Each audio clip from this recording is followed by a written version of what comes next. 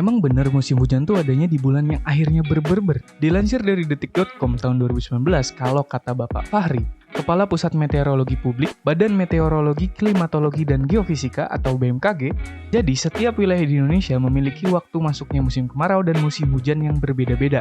Menurut catatan pribadi yang dimiliki oleh BMKG, tercatat ada 324 zona musim di Indonesia.